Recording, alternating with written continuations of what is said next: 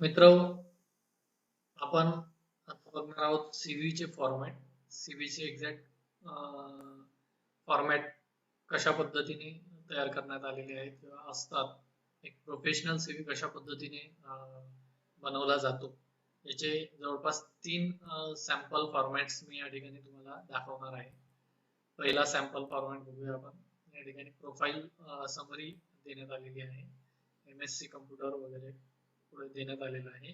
Qualification दिलाय, experience दिलाय आणि त्यांचं डोमेन स्पेशली मेन्शन केलेलं आहे आणि त्यांचं के स्किल कुठल्या याच्यामध्ये आहे ती सुद्धा एक देण्यात आलेलं आहे. जवळपास 2 ते 3 सेंटेन्स इथे आहेत. त्यानंतर चा सेक्शन आहे work experience, company name, designation, period या ठिकाणी मेन्शन केलेलं आहे. डिस्क्रिप्शन आहे पुढे जे आता हे बघा, तुम्हाला एक मायक्रो आणि महत्वाचा हे सांगतो मी. या ठिकाणी पिरियड मेन्शन केलेला आहे टिल डेट. या कॅन्डिडेटचं 2016 पासून आजच्या डेट पर्यंत वर्किंग असल्यामुळे इथे वर्किंग शब्द प्रयोग करण्यात आलेला आहे. वर्किंग म्हणजे प्रेझेंट, युजिंग, इन्व्हॉल्व, डिलिव्हरिंग, म्हणजे हे प्रेझेंटली ही इज वर्किंग. तो सध्या ते काम करत असल्यामुळे या ठिकाणी तो प्रेझेंट टेन्स मध्ये, प्रेझेंट कंटिन्युअस टेन्स मध्ये तो दाखवण्यात आलेला आहे. आता या ठिकाणी हे पास्ट असल्यामुळे 11 to 16 हे पास्ट आहे. पास्ट असल्यामुळे परफॉर्म पास्ट मध्ये गेला ED. Understood past, delivered past, या पद्धतीने. जे तुमचा जर प्रिव्हियस एक्सपिरियन्स असेल तर तुम्ही पास्ट टेन्स मध्ये ते मांडावं आणि तुम्ही जे एक्झॅक्ट जे काम केलेलं आहे ते त्या ठिकाणी लिहिणं गरजेचं आहे. तुमच्या जॉब रिस्पॉन्सिबिलिटी ज्या तुम्ही फुलफिल केलेल्या आहेत, जी कर्तव्य तुम्ही पार पाडलेली आहे ते त्या ठिकाणी लिहिणं गरजेचं आहे. आता या कॅन्डिडेटचं 2 ठिकाणी एक्सपिरियन्स असल्यामुळे 2च कंपन्यांची डिटेल्स या ठिकाणी देण्यात आलेली आहे. अकॅडमिक क्रेडेन्शियल म्हणजे एज्युकेशनल काय असेल डिटेल्स ती या ठिकाणी देण्यात आलेली आहे. MSc, BSc, पर्सेंटेज और CGPA सुद्धा तुम्ही या ठिकाणी रेड केलं. हे तुमच्या माहितीसाठी या ठिकाणी CGPA लिहिलेलं आहे. म्हणजे तुम्ही CGPA सुद्धा या ठिकाणी लिहू शकता. Year of passing and university कुठली आहे ती.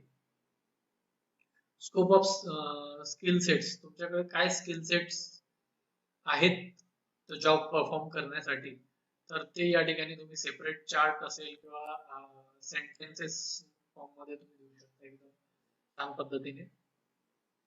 डोमेन नॉलेज काय आहे तुमच्याकडे ते देऊ शकता. प्रोजेक्ट अकम्प्लिशमेंट, प्रोजेक्ट तुम्ही कुठले कुठले कम्प्लीट केलेले आहेत, कुठल्या टेक्नॉलॉजी मध्ये ते कम्प्लीट केलेले आहे, प्रोजेक्टचं नाव काय, त्याचं एक शॉर्ट डिस्क्रिप्शन, त्याचा काय ऑब्जेक्टिव्ह असेल किंवा तुम्ही कशा पद्धतीने ते कम्प्लीट केलं हे तुम्ही एक डिस्क्रिप्शन मध्ये लिहू शकता. डिटेल्स असे 2, 4, 5 तुमचे चांगले जितके प्रोजेक्ट असतील तिथे तुम्ही इथे मेन्शन करू शकता, जेणेकरून तुमच्या फ्युचर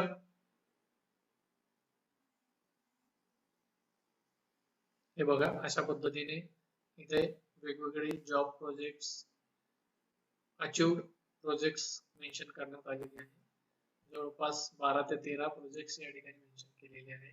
प्रोजेक्ट टायटल, एन्व्हायरमेंट म्हणजे कुठल्या टेक्नॉलॉजी मध्ये टूल्स वापरून हे प्रोजेक्ट्स कम्प्लीट करण्यात आलेले किंवा त्यासोबतच प्रोजेक्ट डिस्क्रिप्शन सुद्धा एक देण्यात आलेलं आहे. त्यानंतर आहे शेवटचा टॉपिक तुमचा सेक्शन महत्वाचा आहे. पर्सनल डिटेल्स हा एक सेक्शन महत्वाचा आहे. त्याच्यामध्ये तुमचा correspondence, address, date of birth, gender, marital status, passport status या गोष्टी येणं गरजेचे आहे. डिक्लरेशन असणं गरजेचं आहे. डिक्लरेशन असणं गरजेचं आहे. शेवटी या पद्धतीने तुम्ही डिक्लेअर केलं पाहिजे की बाबा वर दिलेली माहिती ही खरी आणि योग्य आहे माझ्या माहितीप्रमाणे आणि ज्ञानाप्रमाणे, असं एक डिक्लेरेशन छोटंसं देणं गरजेचं आहे. डेट, प्लेस आणि नेम अशा पद्धतीने तुम्ही डिक्लेरेशन देऊ शकता. तर दुसरा फॉर्मॅट आपण बघूया या ठिकाणी. हा एक दुसरा फॉर्मॅट आपण आता या ठिकाणी बघूया. या ठिकाणी बघा 2 पॅरा या ठिकाणी दिलेले आहेत. फर्स्ट आहे हा करिअर ऑब्जेक्टिव्ह आहे. करिअर ऑब्जेक्टिव्ह या ठिकाणी दिलेला आहे. हेडिंग मेन्शन करण्यात आलेला नाहीये, परंतु हा करिअर ऑब्जेक्टिव्ह आहे. आणि देन इथे प्रोफाईल समरी देण्यात आलेली आहे बघा, 2 ते 3 सेंटेन्स मध्ये, 3 सेंटेन्सेस मध्ये प्रोफाईल समरी, एक्झॅक्ट प्रोफाईल काय आहे, कुठल्या प्रोफाईलचा हा रिझ्यूम आहे, कुठल्या प्रोफाईलची ही समरी आहे, हे ही समरी वाचल्यावरून कळते. तर या ठिकाणी एक स्किल सेट देण्यात आलेला आहे. प्रथम स्किल सेट हायलाइट केलेला आहे.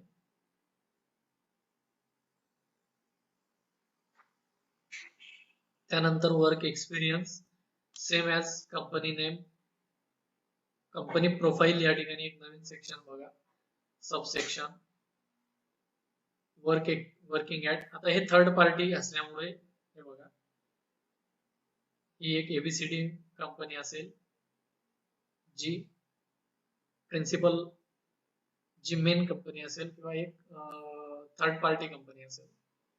आणि वर्किंग ॲट साईट म्हणजे हे कुठल्या प्रिन्सिपल एम्प्लॉयर कडे हे वर्किंग होतं हे या ठिकाणी असेल दिलेलं.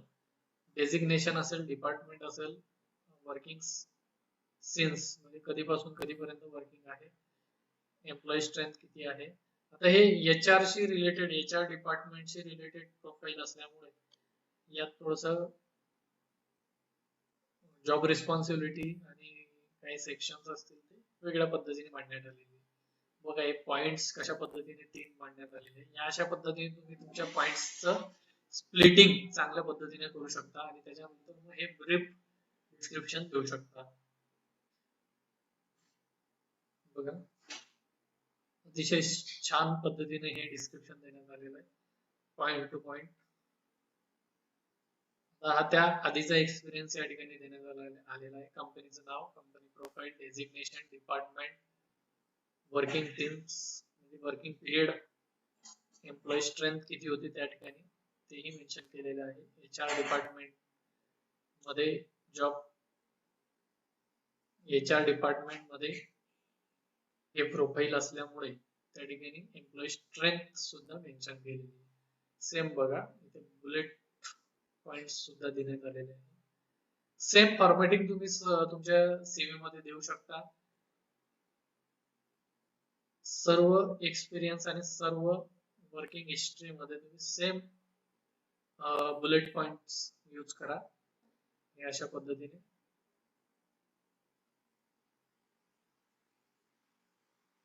तुम्ही वेगळं कलर कॉम्बिनेशन केलं तर तो पॉइंट हायलाइट होतो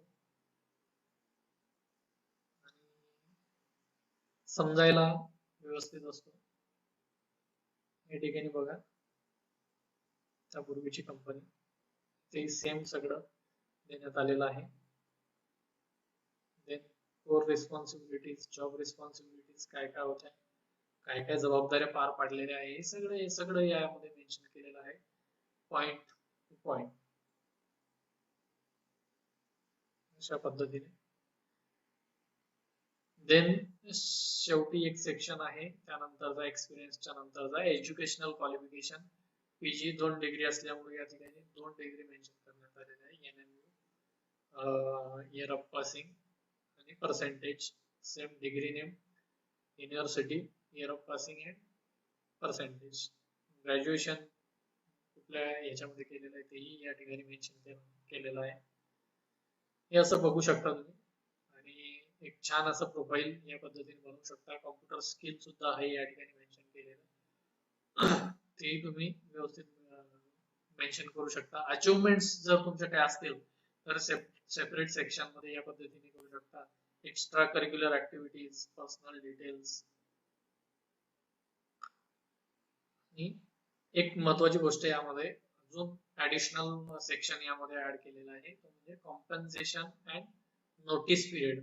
म्हणजे तुम्ही तुमचं कॉम्पन्सेशन काय आहे लास्ट किंवा करंट ते या ठिकाणी मेन्शन करू शकता. तुमचं एक्सपेक्टेड सीटीसी म्हणजे तुम्हाला जॉब चेंज करायचा आहे परंतु तुम्हाला एक्सपेक्टेड अजून काय हवं आहे तुम्ही या ठिकाणी अमाऊंटही लिहू शकता किंवा किती पर्सेंट तुम्ही हाईक पाहिजे तुम्हाला करंट सीटीसीला तेही लिहू शकता. आणि नोटीस पिरियड सिंपल, हे 3 गोष्टी तुम्ही मेन्शन केल्या पाहिजे जर रिक्वायरमेंट असेल त्याप्रमाणे. तर या ठिकाणी या ठिकाणी डिक्लेरेशन सुद्धा सेम असं तुम्ही देऊ शकता, डेट अँड प्लेस, नेम, असा एक हा फॉर्मॅट, छान फॉर्मॅट आहे. त्यानंतर तिसरा आता आपण फॉर्मॅट बघूया. CV, हेडिंग, कॉन्टॅक्ट डिटेल्स, अशा पद्धतीने. की एक्सपर्टीज, याच कॅन्डिडेटचा आपण एक रिझ्यूम फॉर्मॅट सुद्धा बघितला यापूर्वी. डिटेल्स दिलेले आहे, की एक्सपर्टीज दिलेले आहेत त्याच्यामध्ये एक दोन सेंटेन्स मध्ये. प्रोफेशनल एक्सपिरियन्स चार्ट फॉर्म मध्ये व्यवस्थित मेन्शन केलेला आहे, कंपॅरेटिव्हली दिसतोय तो आपल्याला. या ठिकाणी अजून एक तुम्ही ऍड करू शकता कॉलम. या ठिकाणी ऑर्गनायझेशन, रोल अँड पिरियड आहे, तर या ठिकाणी टेन्युअर म्हणून एक तुम्ही देऊ शकता, आणि त्यामध्ये तुम्ही 2 वर्ष, 3 वर्ष किंवा 2 इयर्स, 3 इयर्स, 5 मंथ, 8 मंथ असं एक स्पेसिफिक कालावधी म्हणतो आपण, तो लिहू शकतो तिथे. किती कालावधी तुम्ही त्या ठिकाणी कंपनीमध्ये काम केलेलं आहे. हे डेट अँड मंथ हे ठीक आहे, ओके आहे, बट ते कॅल्क्युलेट करायला इझी होतं, म्हणून या ठिकाणी तुम्ही स्पेशली मंथ किंवा इयर्स मेन्शन करू शकता, किती वर्ष किती महिने तुम्ही काम केलं. अजून एक ऍडिशनल कॉलम करू शकता. वर्क समरी या ठिकाणी दिलेलं आहे. प्रत्येक कंपनीच्या डिस्क्रिप्शन मध्ये न देता एक सेपरेट वर्क समरी दिलेली आहे. ही वर्क समरी का सेपरेट दिलेली आहे, कारण हे सेम प्रोफाईल या 4 कंपन्यांमध्ये यांचं आहे, आणि त्यामुळे पुन्हा पुन्हा रिपिटेशन होऊ नये म्हणून हे डिझाईन इंजिनियर आहेत आणि त्यांचे हे रिपिटेशन पुन्हा पुन्हा होऊ नये म्हणून एक सेपरेट समरी या ठिकाणी देण्यात आलेली आहे, कारण 4ही जॉब्स मध्ये त्यांचं सेम प्रोफाईल आहे. प्रोफेशनल स्किल्स तुम्ही याप्रमाणे देऊ शकता, तुमचं प्रोफाईल जर असेल तर. प्रोफेशनल स्किल्स, तुमच्याकडे जर काही प्रोफेशनल स्किल्स, ऍडिशनल स्किल्स असतील तर तुम्ही या पद्धतीने टेक्निकल, नॉन टेक्निकल स्किल देऊ शकता. तुमच्या वर्किंग पिरियड मध्ये जर तुम्ही काही प्रोजेक्ट कंप्लीट केलेले असाल तर असे छान या पद्धतीने तुम्ही त्याची मांडणी करू शकता. बायफर्गेशन करू शकता. प्रोजेक्ट नेम, तुमचा रोल काय होता त्या ठिकाणी, टूल कुठलं यूज केलं तुम्ही, क्लायंट कुठल्या क्लायंटसाठी तुम्ही ते प्रोजेक्ट बनवलेला आहे, किंवा या ठिकाणी कंपनी नेम सुद्धा तुम्ही लिहू शकता, किंवा हे आता फॉरेन कंट्रीजचे प्रोजेक्ट असल्यामुळे त्यांनी स्पेसिफिक कंपनी नेम मेन्शन करतात. क्लायंट कुठल्या बेस लोकेशनचे आहेत ते मेन्शन केलेले. त्याचबरोबर तुमचं काय कॉन्ट्रीब्युशन होतं त्या प्रोजेक्ट मध्ये. जर तुम्ही टीम मध्ये काम करत असाल तर स्पेशली तुमचं काय कॉन्ट्रीब्युशन होतं त्या प्रोजेक्ट मध्ये तेही तुम्ही या ठिकाणी मेन्शन करू शकता, किंवा तुम्ही सेपरेट जर एक प्रोजेक्ट बनवत असाल तर त्या पद्धतीने तुम्ही त्या ठिकाणी प्रेझेंट करू शकता. अशा पद्धतीने तुम्ही तुमचे 3, 4, 5 जेवढे चांगले प्रोजेक्ट्स असतील अचीव केलेली, कंप्लीट केलेली, ती या सीव्ही मध्ये मेन्शन करू शकता. त्यानंतर तुम्ही तुमचं अकॅडमिक क्वालिफिकेशन मेन्शन करावं, जे काय असेल ते, degree, university, institute name, year of passing and percentage.